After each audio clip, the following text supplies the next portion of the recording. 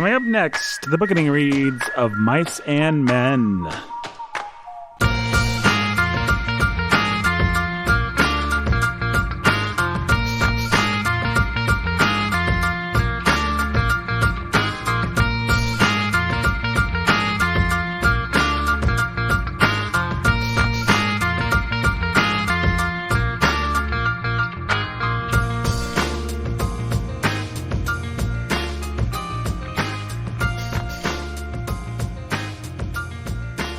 Everybody, welcome to the Bookening. My name is Nathan Albertson. I'm your humble Indian host. We've got Brandon over there. Just came from a long day of teaching, did you not? I did. Brandon's been subbing over at the old Christian school that we have in town here. I have been. I have now read the first two scenes of Romeo and Juliet like 5 times. Oh, awesome. For multiple classes? Yeah. It's good. The first 2 scenes? Yeah. In Fair Verona, where we take our stand or something like that? Yeah. Do you bite your thumb at me, sir? There'll be no thumb biting. If I bite my thumb at you, if I say I bite my thumb at him, is it breaking the law? It is somewhere, isn't it? Yeah. No, I do not bite my thumb at you, sir. I only bite my thumb. But I do bite my thumb, sir. Oh, those merry punsters and the old Shakespeare. Why don't you introduce our other person, Brandon? Right, he is the pastor who is a master of reading, the Beastmaster Funky Town. Beastmaster Funky Town, of course.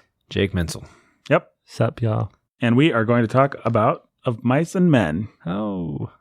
Jake, which do you prefer, mice or men? Men, we had a mouse in our house this morning, turns out. What happened to it? It got away, apparently. Away? I was not home. I'm not sure I would have been able to catch it if it's going to die.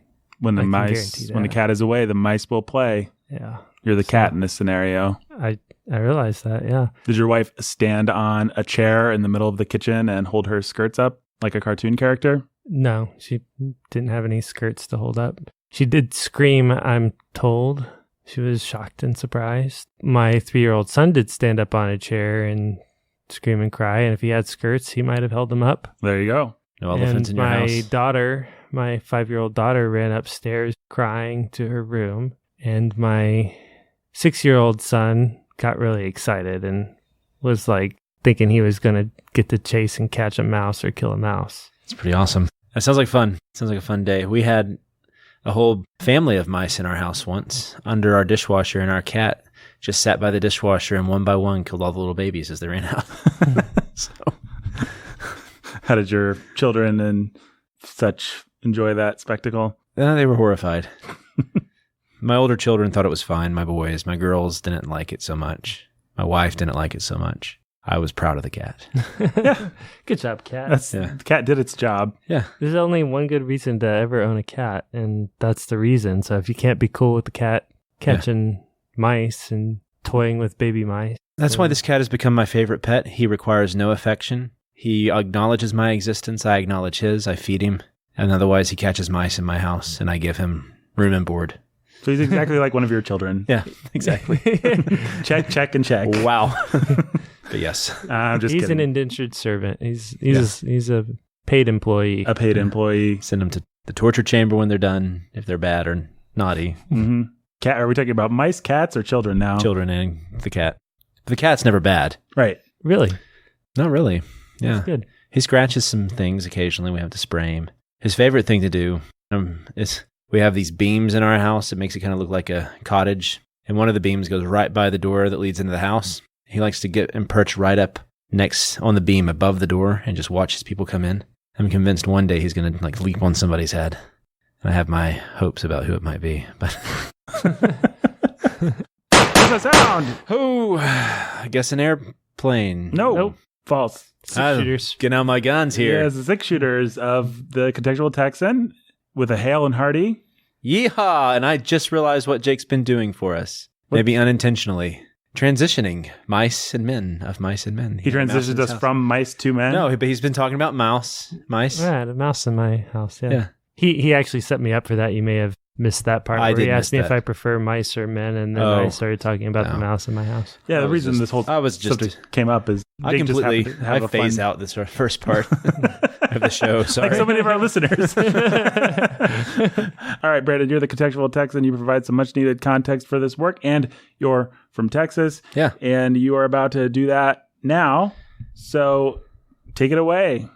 Mice and Men by old Johnny S. How long? It's been 3 seasons now since we talked about Steinbeck. Yeah, I guess so. I mean, Steinbeck was the second book we ever did, right? Yep. Yeah, East of Eden. So that would have been old school. Yeah, this is old school Context. bookening, yeah. Probably the context did not take the entire episode, as I anticipate this one shall. Yeah, so we're going to try to make this last the whole episode. Is that what we're going to do, Nate? Oh, yeah. Well, it's up to you, Brandon. It's your time. Whatever you want to do with it. Well, it's a good time as any to review who Steinbeck was, and I'm sure you could jump in and help some here because you are a Steinbeck fan. I am a Steinbeck fan. Right. And well, so... am I a Steinbeck fan? I'm an East of Eden fan. That's an interesting question. I guess we'll cover that. I'm looking right now. Sorry, I've got just notes. You can apparently go to the Steinbeck House restaurant and gift shop in Salinas, California, if you want to. Salinas Valley is where East of Eden took place, right? Yeah, I guess there might be some irony there. You can go and actually go to a restaurant where I wonder what's on the menu. All right, let's see. This is fun. This is what people tune in for this for. We give them weird little things like this. Here's what it says. John Steinbeck's birthplace and boyhood home. So we're starting our bio. That's how we usually start these things. He was born in Salinas. So it's a restored Queen Anne style Victorian house built in 1897. They don't say house. They just leave that implied. The Steinbeck family purchased the home in 1900 and raised their family there. It was purchased by the Valley Guild in 1973. It is now a charming restaurant serving lunch Tuesday through Saturday, located 2 blocks west of the National Steinbeck Center. So apparently you can go and study at the Steinbeck Center. Where is their menu? Here it is. Featured menu items. It is not loading for me. I can tell you that they have lemon bundt cake. That's good. Chicken apple brie, and chicken bundles. Oh, here we go. Sandwiches are available every day. You can get a chicken cranberry. I thought these would be like fun Steinbeck themed. Yeah, like the grape You can get a Reuben, juice of wrath and asparagus timbale, whatever that is. Shrimp or chicken Caesar salad. Zucchini lasagna. Okay, this is boring. Sorry. Nobody wants to hear this. we went on a little rabbit trail. Just like And it proved to be fruitless. just but like still. one of the interstitial chapters in Grapes of Wrath. Yeah. Okay, so as we said, he was born early 1900s in Salinas, California. He was of German descent, mainly. But that puts him squarely in what we would call the modernist period of literature. And we can talk more about that in a minute. But he would have been writing, like, Of Mice and Men, it was published in the early 1930s, 1932. So some of the contemporaries would have been, Hemingway would have been a contemporary. T.S. Eliot would have been in the height of his career at that point as well. James Joyce would have also been writing right in the same time. And so this was like the high time of pretentious modernist literature. And that's when Steinbeck is writing. And so his father was treasurer and his mother was a former school teacher. And apparently he grew up as a member of the Episcopal Church, though, as if anyone remembers from East of Eden, that wouldn't last. He would apostatize, or I'm not even sure he would say he would apostatize. His family wasn't even that necessarily religious, but he did have a religious background. I'm not sure that's quite as important for Of Mice and Men as it is for East of Eden. Mm-hmm. I mean, the religious overtones to East of Eden were definitely there. Yes, But Of Mice and Men, I wouldn't think that it's not quite as essential to that book. I mean, have either of you East of read it Eden now? is called East of Eden. Have either of you finished Of Mice and Men? Have you read it again yet? Yeah. I've not, actually. I haven't read it again yet, I so have. I can't remember if it has any of those religious overtones. Not really, no. Okay. Yeah. As far as his other books go, and even I guess for this one, it's important to know that as a youth, he spent a lot of time working on ranches and stuff, especially with migrant workers, and so he became very familiar with their lifestyle. As I think one thing I read, he worked at somewhere called the Spreckles Sugar Company, and he became familiar with the lifestyle that would especially be essential, like Grapes of Wrath, and Of Mice and Men to an extent as well. So during this period, though, he was already writing. He would find time while he was working to go off into labs or other quiet places and write. And so he would go to university at Stanford University for a while, but he left without a degree, like many writers did during that period. That would be an interesting thing to tally up. How many of them these had writers- degrees versus didn't? I think that a good majority that we've talked about never finished their degree. That's interesting. Does that seem right? I'm having trouble coming up with one that definitely did. That seems pretty common to me. Flannery O'Connor. Yeah, she had her BA, but and after that, he kind of had an itinerant lifestyle. He went to New York City, had some odd jobs, and kept wanting to be a writer. And eventually, he would become published. And then he would have this weird itinerant lifestyle. Even after that, he would go back. He would have times of up and down, great up and down. He would be extraordinarily wealthy at periods, be extraordinarily poor at periods. He would be married at periods. He would commit adultery and then be unmarried at periods. In other words, he wasn't the greatest man. He was kind of irresponsible, like a lot of the guys at that time, Fitzgerald, Hemingway. It was just in the air they breathed. He was irresponsible with his money. He was irresponsible with his relationships. And I don't know if we really need to go into more detail than that about just the generalities of his life. That's the broad strokes of who he was. And he went through a lot of relationships with women, right? Yeah, a lot of relationships. And also he was famously a drunkard, and which is another important aspect of who he was as well. I suppose you could categorize him with the authors who you would look at as a tortured individual like Fitzgerald. But really, it's interesting with those guys at the period to think, were they really that way, or did they just want to present themselves that way because that's how artists were meant to be? Right. Because you have, before that, authors who could have completely normal lives. We find out more and more about Dickens, and he doesn't look that great. But still, they weren't the generic American tortured drunk writer who never could hold down a job or have stable income or have a stable family. And yet here we have Fitzgerald, and here we have Hemingway, here we have Steinbeck, and they're all right in the 1920s and 30s. So it's just an interesting phenomenon. You have to ask yourself, was that because that's the kind of person that can actually write stories like that, or did they just try to perform the life of a writer? Right. And there are things to make you think that, because at the time, the news was becoming more and more visual, media-centered. Celebrity lifestyle was becoming more important. People they felt like they were being looked at and watched. As far as Steinbeck's writing career, it would really get started in 1935 with, how big of a Steinbeck nerd are you?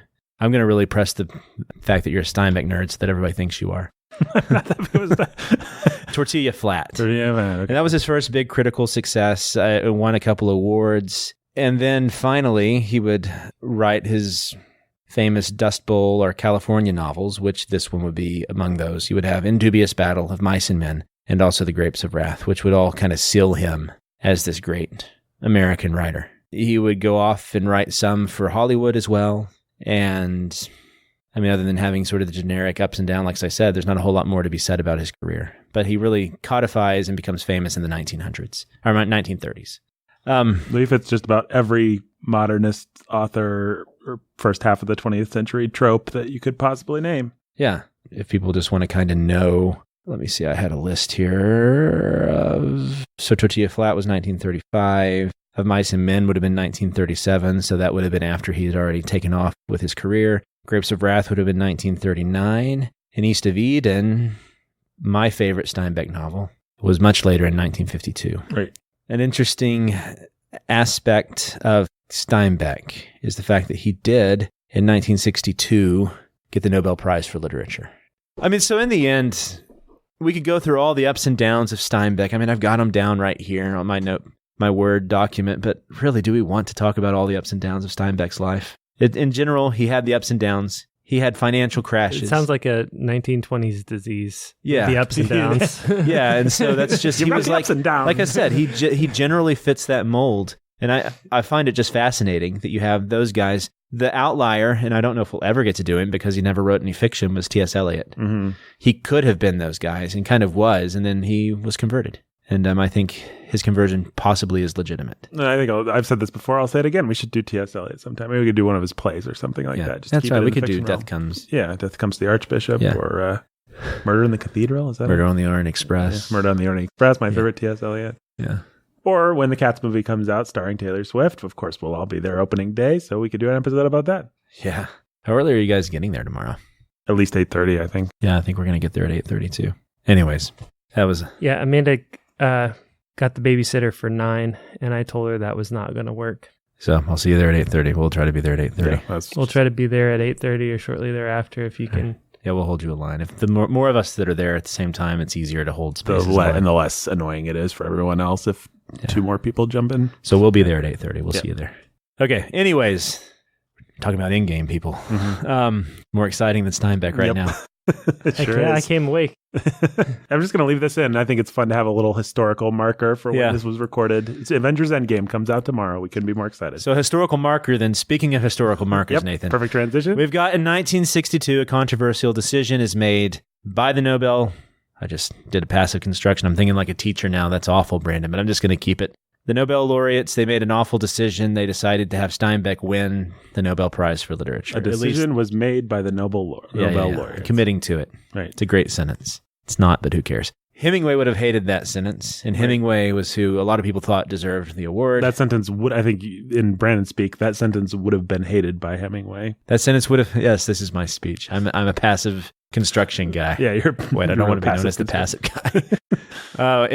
It's like the Bob Dylan decision that came out recently. Mm-hmm. People thought it was a compromise decision because they couldn't just choose anyone else. And the reason people didn't think Steinbeck deserved the award was that he was a populist author. He was probably a good way of thinking of Steinbeck would be like Dickens. He was a popular author who wrote to the people. Fun thing that I've been really noticing reading Romeo and Juliet so many times, a lot of the incomprehensible stuff with Shakespeare, especially with students, is when Shakespeare's writing like lower class. Yeah, that's interesting. And I think it's only because he's using like slang that we don't know anymore. Mm-hmm. And so it's been fun pointing out to the students, you guys all can understand pretty easily Romeo, and you can understand the Montague and Capulets, but you can't understand the slang. That's because that's what it was. It was slang. So like the servant is incomprehensible. Mm-hmm. Or like in Lear the Fool, who knows what in the world the fool ever said. I don't think I understand any of his jokes. Right. Yep. Nope. That's because it's all just slang. Anyway, that's been fun to see. The humor is generally not a universal quality. Yeah, and I also think it just Slang, goes back to wordplay. Yeah. You know, that sort of thing. If you've ever watched somebody explain all the different Elizabethan pronunciations and how things and the double meanings behind different words that are lost, and it's pretty amazing, actually, all that we don't and understand in a Shakespeare play. And all just how much Shakespeare just loved wordplay like that. Like in the first 4 lines, he plays on the word coals, then collier, collar, and like a collar around your neck. And that's like that elaborate little intricate wordplay that's going on. It goes right over the students' heads, but it's still fun to see. It makes me love him even more. You know, I bet we could make a generalization that drama holds up better over time than comedy. Like you try watching a Simpsons episode from 20, 30 years ago. The show's been on 30 years now. It's like full of references to things that you don't remember. And most of the stuff I get because I grew up with it, but you go one more generation, they won't understand why people were laughing. Yeah. Anyway, there's my deep point for the day. But we can't talk about Romeo and Juliet. That's not the point. Nope. But I've been having fun with it. Yep. We're coming back to our Shakespeare. America's Shakespeare. We're going to try again. Every year we try Shakespeare again. I don't know why. It never goes well. We're going to talk about Steinbeck. America's Shakespeare. Oh, yeah. We're talking about Steinbeck. Yeah, it does go well when we talk about Steinbeck. Go ahead. Yeah, I think so. America's Shakespeare. Can we call him that? No. Sure. I don't think we can. I don't think he deserves the mantle. Who would be America's Shakespeare? Not Steinbeck, surely. No, I don't know if America's had a Shakespeare. So we have Steinbeck. We have the controversial decision, and that really helps open up to us the divide that was happening in the 1920s with literature. You had modernism with Hemingway and with T.S. Eliot and with James Joyce, that group of people who would all go to France together, become the expatriates, depressed writers with Picasso and all those artists, and open up a new world of elitist art. Art for the elite, art for those who are in the know, art for the intelligentsia, art for the cold-hearted. Hemingway is an interesting outlier because he was kind of that group, kind of not of that group, because Hemingway can have a heart. Right. As we found when we read For Whom the Bell Tolls. But still, they were all there trying to create the greatest art, especially with the tightness and cleanness of the language. They really cared about the craft of a sentence. And that sort of mentality would carry over into authors we've read, like E.B. White and stuff like that. That was a very influential way of looking at language, to try and be very clean with your words. Not have a word that doesn't matter in your sentence. Steinbeck was not of that school. There's a lot of what you call purple prose. Mm-hmm. Not just you, other people call it as well. Right. You didn't come up with that phrase. Sorry, Nathan. What I call what Nathan calls purple prose. I don't know why I'm shutting my notes. Kind of became a bookening phrase for a while. We would say there was a run of episodes where we were just saying the phrase purple prose every week. Purple prose. Around the time when we did Bradbury, probably. And that's been a divide with literature ever since. I mean, you have people who are very snobbish about their literary tastes who look down on things like Steinbeck or Charles Dickens. Mm-hmm. Not everybody who dislikes Charles Dickens is snobbish. Some people like Charles Dickens because they aren't entertained by Charles Dickens. Because without doubt, Charles Dickens is full of purple prose too. Yep. What would be some of the other authors who would definitely fit that category that are still admired? Well, J.K. Rowling. Sure. But Steinbeck is arguably a better writer than she is. Yeah, I think so. Let's see. Writers that are admired that overwrite. A lot of Victorians, probably, in one way or another. But Dickens would be the main offender there. Yeah, so I think Steinbeck, the comparison between Steinbeck and Dickens is pretty fair. Mm-hmm. A lot of parts of the novel that just seem to ramble, especially if you ever read Grapes of Wrath. It's just like he has a whole chapter just on a turtle. Yeah, I hate that chapter. And you're just like, what in the world is this here for? Mm-hmm. But he has it there, and he purples it up Mm-hmm. with East of Eden, those strange in-between chapters where he's given the historical shifts for us. And these are similar to like what we would see with Dickens, arguably like the Esther Summerson portions in Bleak House, but still. Yeah, let me set a scene for you. Yeah. And so, but that's the controversy then was because a lot of people see the Nobel Prize, this bastion of Swedish decision makers. Yes. They get to tell us what is the best literature in the world. They saw this as them kind of betraying the trust that was given to them. Because how dare they give it to someone who was such a populist writer? It would be probably actually maybe the better equivalent to Steinbeck would be Stephen King. Mm-hmm. It would be like the Nobel Prize going to Stephen King today, I think. And you just can't imagine that happening. People would be like, well, it should have gone to Cormac McCarthy instead, or to Philip Roth, or all these other writers. We have so many great American writers who actually are very careful about their style and very precise about their prose and very thoughtful about their symbolism in a more elegant way than Steinbeck ever was. Because you can't disagree with the fact that Steinbeck is heavy-handed at many times. Yeah, I don't think for Stephen King, for J.K. Rowling, for Steinbeck, for really any of the people you've mentioned, it's a matter of them sucking. It's a matter of them being, it really is a matter of control. Some authors simply allow themselves to go on and do not edit themselves precisely, and some authors do not. I mean, Stephen King even can hit heights of rhetorical eloquence that are quite beautiful, but he's not always inclined to. Somebody like Hemingway is going to take time to craft everything down to perfection, and some people do and some people don't, and you can argue about what the proper approach is. Yeah. But without a doubt, modernism was so there was a movement in like the late 1940s, 1950s, and 60s called the New Criticism in American, and it got started like in the University of Chicago, then moved over to Yale and all this with like Robert Penn Warren and these guys. T.S. Eliot was like an early new critic with his tradition and the individual talent, those essays. And what they really championed was the sort of art that T.S. Eliot produced, believe it or not. Mm-hmm. I mean, T.S. Eliot would have championed his own art, yeah. And so that got into the universities, and the universities being our version of like the intelligentsia, the places where the people who are really smart and rich get to tell us what is good. Therefore, the universities for years now have shaped what we think is the best. And that's not the complete picture, but that is part of what's happened. And so now everybody thinks that, and everybody who goes to university and wants to be of a certain brand thinks that, you have to like Hart Crane. Ever heard of Hart Crane? Sure. Yeah, he's a bad poet, but everybody thinks you have to like Hart Crane. And you can't like, who's the guy that everybody hates today? Is it Billy Collins, right? Yeah. People think that Billy Collins is purple. Do you know that? Do people think Billy Collins is purple? Yeah, there are people who don't like Billy Collins. I kind of like Billy Collins. I don't know Billy Collins well. I mean, he's not awful, but he's a poet that people look down on because he's not of the accepted class. And it really is kind of like what Tolstoy will write about with War and Peace, that it doesn't really have to do with quality. Mm-hmm. Really, in the end, it just has to do with, are you accepted into this class or not? You see the same thing happening with C.S. Lewis and Tolkien. Did that movie Tolkien ever come out? It's still coming out. It's been disavowed formally by the Tolkien estate. Tolkien estate. Has it really? Those guys are so grumpy. True. Is it going to be bad then, I guess? People around here talk about how it's going to be bad. I wouldn't be surprised if it was great. I wouldn't be surprised if it was terrible. I wouldn't be surprised if it was something in between. I don't really trust the filmmakers. I also don't trust the Tolkien estate to be anything but a bunch of grumpy old grumps that like money. I mean, they did sell off their property to Amazon for a pretty sweet deal, with Amazon not presenting any particularly compelling creative vision. So I have limited trust in the Tolkien estate, Brandon.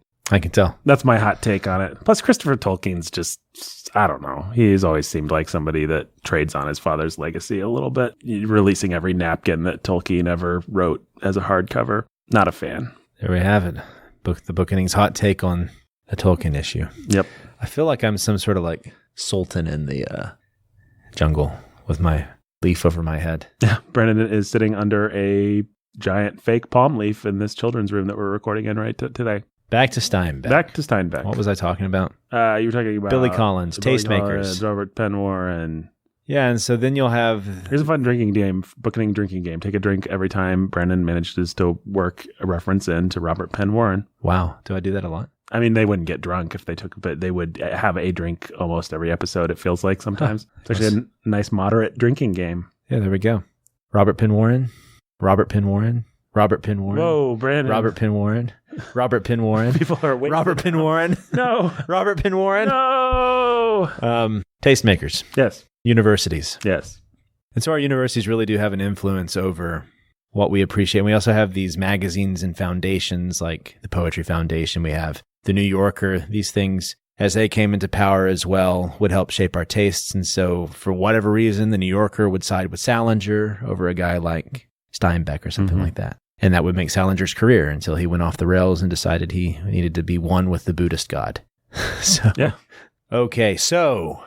Spirit in today's rabbi. There we go. That gets us back into the mood. That feels like the bookening that I love.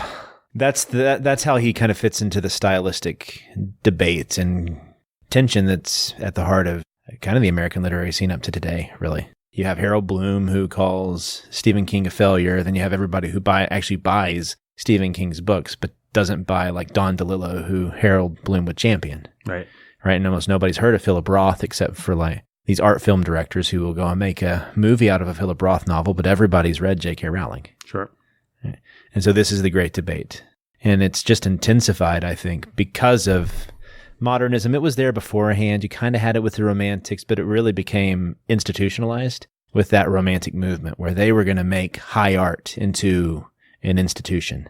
And then somehow that got into like the MFA programs where Flannery O'Connor went with the Iowa Writers Workshop. And then that got into like magazines as well with like the Atlantic and then Kenyon Review and the New Yorker. And then today we have this whole institution of high art, and I'm putting quotation marks around it. And it's fascinating to see how this stuff comes about and how it then shapes our way that we look at the world. Like talking to the students about Shakespeare, they all think that Shakespeare must have always been high art. And so we watched like the actual Globe performance at the remade Globe. So you can actually see the people's hands on the stage as they're kneeling and leaning on to watch this production on stage, and it shocks them because they imagine going to see a Shakespeare play is like going to watch a symphony. Right. And it's just nothing like that. But we have to imagine that Shakespeare can only be that way because we can only imagine New Yorker readers liking Shakespeare. And of course, New Yorker readers are going to sit around a quiet fire with their brandy. And so it's just interesting to think how all of our perceptions change like that. And so that's what Steinbeck had to deal with. And unfairly, I think, was presented as a bad choice for the Nobel Prize, so much so that he felt the tension and said that he was a bad choice for the Nobel Prize. Really? Yeah. He felt the insecurity of it. That's interesting. Yeah. And he was like, I don't know why I got it. Basically, I mean, you can go and I bet we can find even, I've never read it. It might be interesting to read his acceptance speech of the Nobel. Yeah. Have you read it? I think I have maybe, but. You should look it up. Look it up. That might be a fun thing to do. Okay, anyways, we've still got some more stuff to talk about, guys. I'm sorry. 1937. So we have Steinbeck's career. Began Salinas Valley, California. Became famous in the 1930s. 1937, in the middle, or kind of at the beginning of this very extremely, of this very successful career, we have Of Mice and Men. Now, Of Mice and Men, I think is arguably, I would say, one of the top 5 most famous American novels. I mean, I can't think of, and it's not really even a novel. It's in what you would call a novella. Mm-hmm. So the history of the novella, it's not really much of a history to it. It's just the novella's a useful form when someone wants to tell a story that's not quite novel length and it's not quite short story length. Probably the first novellas that we have, according to one site that I read, would be the Decameron by Boccaccio. That's just kind of a series of little novellas pieced together. It's basically Italy's the Canterbury Tales. Right. I think there's later on an additional heaping of sex, though. It's I'm not sure I would recommend the Decameron for. No, I'm not saying people should go and read the Decameron. It's one of those golden patina things that we talk about. Yeah. Don't go and read it just because it's old. Right. So really the difference between a novella and a novel, it comes down to the breadth of the story. It's going to be a bit bigger than a short story can handle. So one of the novellas we've read before is The Dead. Right. The Dead is a novella versus a short story. And so this fits more into the category of a novella. I can give a list of some of the top novellas that appear on almost everybody's top 10 list. You want to hear them? Let's hear them. Animal Farm is a novella. Yep. Billy Budd would be considered a novella. Yay. Breakfast at Tiffany's. Yay. A Christmas Carol. Yay. Ethan Frome. Yay. Heart of Darkness. Yay. I Am Legend. Yay. The Metamorphosis Yay. of Mice and Men. Yay. The Old Man in the Sea. Yeah, we'll withhold judgment on that. Yeah, we can't say that one yet. Right. The Stranger, L'Étrange. Oh, Camus? Yeah. Eh. And The Strange Case of Dr. Jekyll and Mr. Hyde. Boo.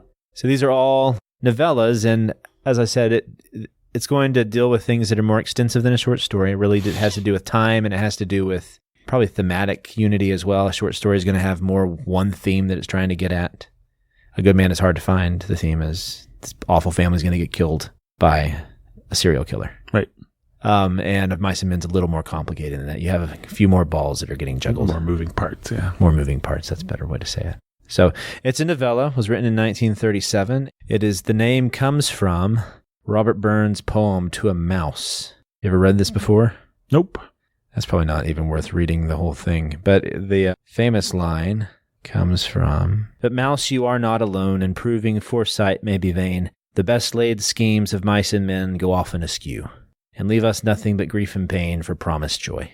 That's the stanza that he's drawing from there. Is that where the phrase of The all best the laid plans of mice best and laid men plans of mice and men come from? comes from this Robert. So if you guys don't know who Robert Burns is, he was a famous Scottish poet. Here's how it sounds in the Scottish. But mousey, thou art no thylin, and proving foresight may be vain. The best laid schemes o' mice and men gang oft ugly, and lay us naught but grief and pain for promised joy. We'll have to have our Scottish listeners rate that. Yeah. You want to try it in your Scottish accent? The best laid plans of mice and men Often go astray. often go astray. Hi there. That's right. Okay. Anyway, so that's what it's taken from. We don't have to go over the plot or anything. We'll be getting into that. We will be getting into that. Of Mice and Men, it was actually, he first attempted to have this be a novel play. He wanted to be like a play novelette. And that's what one critic would actually call it, because the play it's kind of structured like a play in 3 acts, right? Mm-hmm. If I remember right. Yeah. And he originally titled it Something That Happened. That was going to be the title, was just Something That Happened. But then he decided to go with the Burns poem after he decided that Something That Happened was a really bad title. I mean, I guess that's just... Couldn't every story be called Yeah. Something That Happened? It was extraordinarily successful. It met with positive reviews, and it was chosen as the Book of the Month Club selection. There you go. And it was popular, but it also got a lot of good reviews from pretty serious critics.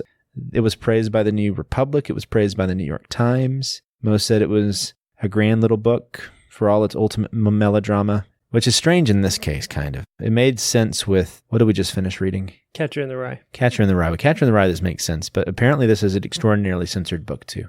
This is notorious, and so one of the things that it's been censored for promoting euthanasia. It's been censored for condoning racial slurs. It's been censored for being anti-business. It's been censored for containing profanity and having vulgar language. Most restrictions have now been lifted. But yeah, it was a very controversial book when it first was published, especially as far as high school reading lists go. Which is fascinating because a lot of the books that now seem fairly standard for high school reading started out as being extraordinarily controversial. And Catcher in the Rye is still pretty controversial. I mean, I would not teach that to high schoolers, but I would teach this book, I'm pretty sure, to high schoolers without much problem. And yet, yeah, my favorite one, though, is the guy who said they censored it because it was anti-business. So, which I guess would be the same reason Grapes of Wrath was censored by some people, was because it would have been anti-business as well. Steinbeck, the closet commie. Yeah. Which, I mean, he had socialist sympathies. Yeah. His politics, and that's something to note at the time in the 1940s and 50s. Like when East of Eden was published, that would have been a controversial stance to have. That would have been when the Red Scare was happening. And so, yeah, he ended up, I'm pretty sure he ended up on some lists. Or if he didn't, he came close to it. Mm-hmm. No, makes sense. So, yeah. He took political stances. He didn't really see himself as an overtly political figure, but he definitely took political stances on things. And Grapes of Wrath is about as baldly political as you get, if I'm remembering it correctly. yeah, it's pretty political, but he was very careful to present himself as not an overtly political figure. Right. Someone who was not deeply into politics or invested in politics per se. He was invested in people is how I think he would have seen it. Mm-hmm. He was not like Yeats. Yeats actually became a senator in Ireland. It was crazy. But yeah. Did you look up his Nobel Prize speech? Yeah, it's pretty goofy. It's pretty boring. It's what you'd expect given Yeah, well, then never mind. I'll just read the ending here. Fearful and unprepared, we have assumed lordship over the life or death of the whole world, of all living things. The danger and the glory and the choice rest finally in man. The test of his perfectibility is at hand. Having taken godlike power, we must seek in ourselves for the responsibility and the wisdom we once prayed some deity might have. Man himself has become our greatest hazard and our only hope, so that today St. John the Apostle may well be paraphrased. In the end is the Word, and the Word is man, and the Word is with men. Okay, that was definitely not worth it.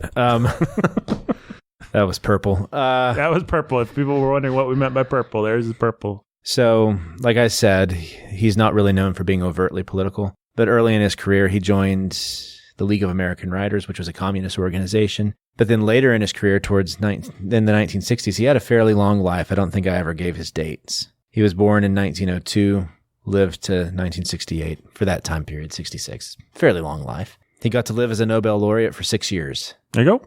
And apparently was ashamed of every moment of it because he was so insecure about his writing. But in the late 1960s, he would actually go and he would praise and give a good image of the U.S. in Vietnam, and was denounced by the New York Times as being a hypocrite, as betraying his original communist roots. That's a fun thing to watch. That's another trope that's fun to watch among early 20th century guys, is a lot of the people that were radicals in the 30s and 40s end up becoming the hated conservatives of the 50s and 60s, which is just kind of fun. Yeah. And also, that's just an aspect of modernism in general. That's one thing I didn't mention, was that modernism politicized art. A lot of modernists were very political in their intentions with their art. This would have been a different brand than like Hemingway. Hemingway wasn't explicitly political either. Joyce wasn't necessarily either, but you had some guys, like especially the Ezra Pound direction, that would follow his lead, that were pretty political, and still you would have that today, these overtly political artists who think that art should be about politics and politics should be made into art and it's about performance and all this. That brand does get into the universities as well and is popularized. So that's where you get a lot of hipsters who think they're performance artists and are making some sort of statements about gender equality with everything they do. And so you have that in its early roots in the 1920s and stuff. And Steinbeck would have been seen as like a poser by those people. Someone who wasn't quite, it's like these silly Mensa groups or the 99 Club or whatever it is, when people who are really proud about their supposed IQ enter these institutions. Sorry for any reader who's in Mensa, or listener. But that's kind of also what these art groups were too. They're people who say, well, we're smart and we're all going to get together and be Pablo Picasso's lovers. And if I am someone who can say that I really love and understand Pablo Picasso, that means that I'm part of the intelligentsia, the people who get it in the know. And so it's just another brand of foolishness. Mm-hmm. And so Steinbeck was outside of it, and they looked down on him and made him feel insecure about it.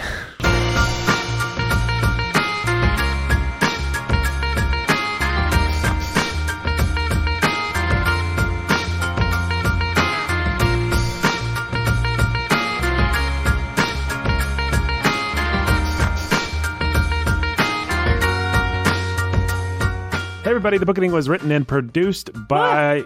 Hey, Jake, you're still here. I am, yeah. People might have been wondering. Jake's still here. Jake likes to listen. Jake hangs on every word of Brandon's context, true or false. Very true. So true. All right. We'll be back next week. Oh, we forgot about donor shout-outs, but we're running a tight ship today, folks. So we'll be back with even longer, more exciting donor shout-outs. Donors can hate me if I had shown up 5 minutes earlier. Yeah, if Brandon had shown up just a little bit earlier, maybe we would have time for donors. People that don't like sitting through donor shout-outs, this is your lucky day, but don't get used to it. Yeah. All right, we'll be back next week to talk more mice and, I dare say, men. Both of them. Bye.